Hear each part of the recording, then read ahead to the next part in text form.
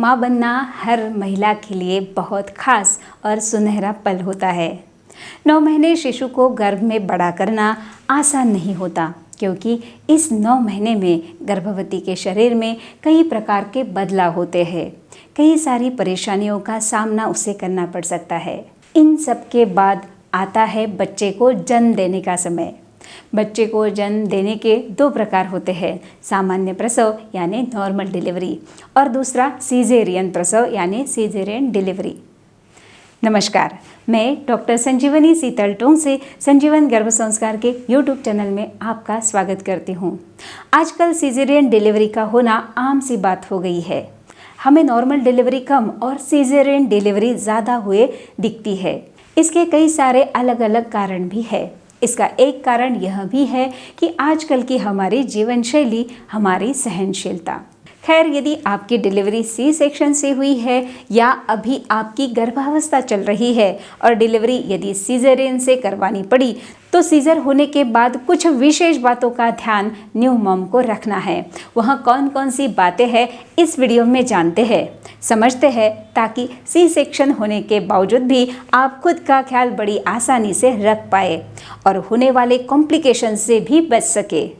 C section के बाद माँ के शरीर को विशेष आराम और देखभाल की ज़रूरत होती है और साथ ही कई सावधानियां भी बरतनी होती है, जिससे माँ को आगे चलकर कोई परेशानी न हो। आइए देखते हैं उन 10 बातों को जिसका ध्यान सी सेक्शन के बाद आपको रखना है। पहली बात, अपने आहार पर, अपने खान पान पर विशेष ध्यान दें। जी हाँ, डिलीवरी के बाद चाहे वह नॉर्मल हो या सीजेरियन, न्यू मॉम को अपने आहार पर विशेष ध्यान देना ज़रूरी होता है। पर्टिकुलरली सीजेरियन के बाद माँ का शरीर काफ़ी कमज़ोर हो जाता है, जिसके कारण आपको ऐसे पोषक तत्वों से भरपूर आहार तथा पेय पदार्थ लेने चाहिए जिसके आपका शरीर हाइड्रेटेड रहे और आप डिहाइड्रेशन से बचें।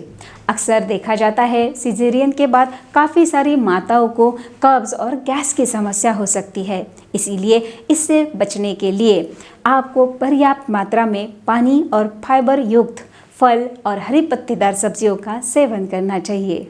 आपको स्पाइसी, मसालेदार, फ्राइड फूड बिल्कुल भी नहीं खाना है। कम से कम 1.5 महीने तक आपको इन सभी बातों को फॉलो करना है। दूसरी बात, सी सेक्शन के बाद कंप्लीट आराम और अच्छी नींद ले।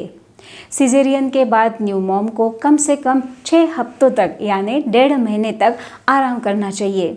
कोई भी ऐसे काम नहीं करने चाहिए जिससे आपके पेट पर जोर पड़े।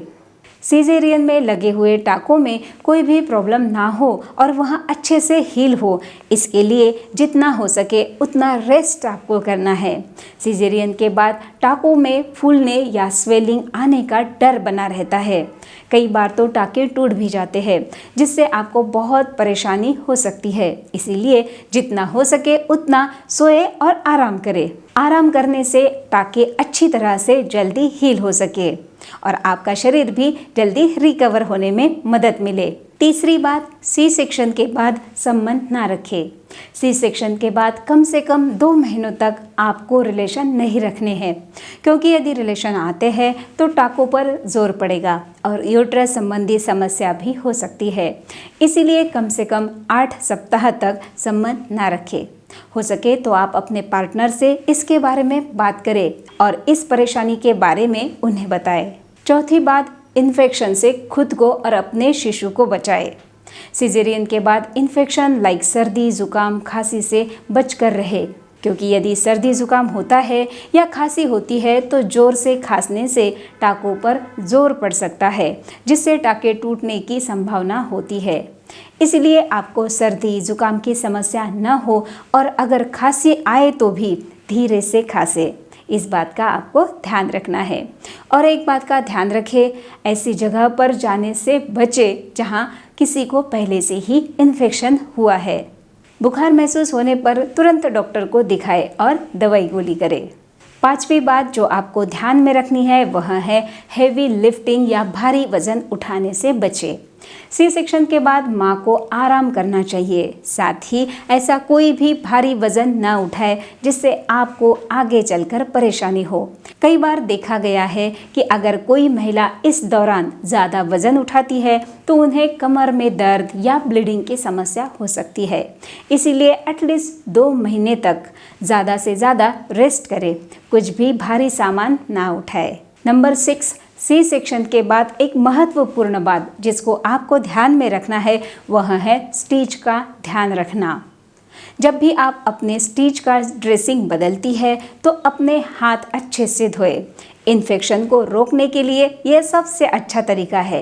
इसके अलावा स्टिच की जगह से यदि पस या डिस्चार्ज पानी जैसा निकले या स्टिच में कुछ खुजली हो रही है तो आपको डॉक्टर को दिखाना है।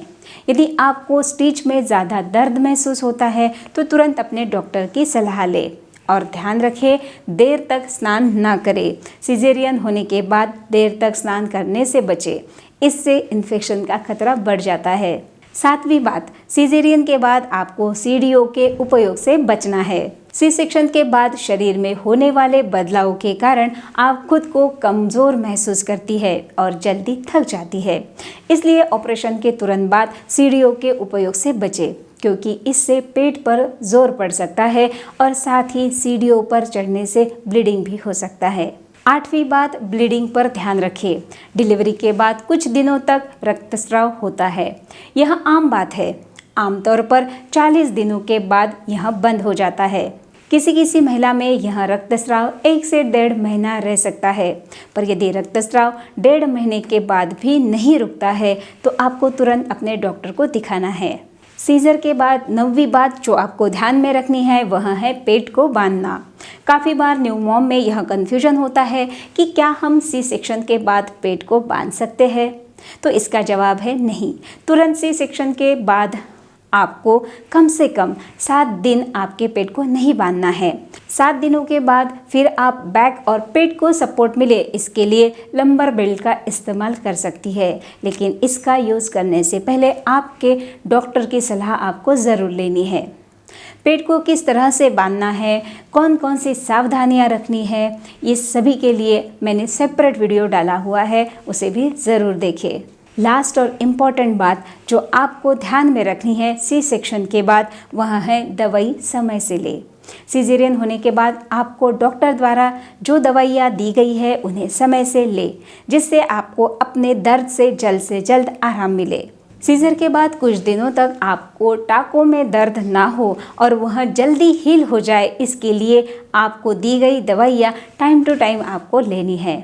इन सभी सावधानियों के अलावा कुछ और सावधानियाँ जो आपको बरतनी है वह है थोड़ा घूमना चाहिए, पेट की मालिश नहीं करवानी है और तनाव से दूर रहे, ज़्यादा से ज़्यादा आराम करें। यदि आप अभी गर्भावस्था में ही हैं तो आपके हाथ में अभी भी सुनहरा पल मौजूद है, सुनहरी अपॉर्चुनिटी आपके हाथ में है। आप आपके शिशु को बना सकती है सुंदर, सुदृढ़, तेजस्वी और सद्गुणों से परिपूर्ण। अधिक जानकारी के लिए आप मुझे व्हाट्सएप तथा कॉल भी कर सकती है। तो हंसते रहिए, मुस्कुराते रहिए, एंजॉय करें प्रेगनेंसी का हर क्षण संजीवन गर्भ संस्कार के साथ। धन्यवाद।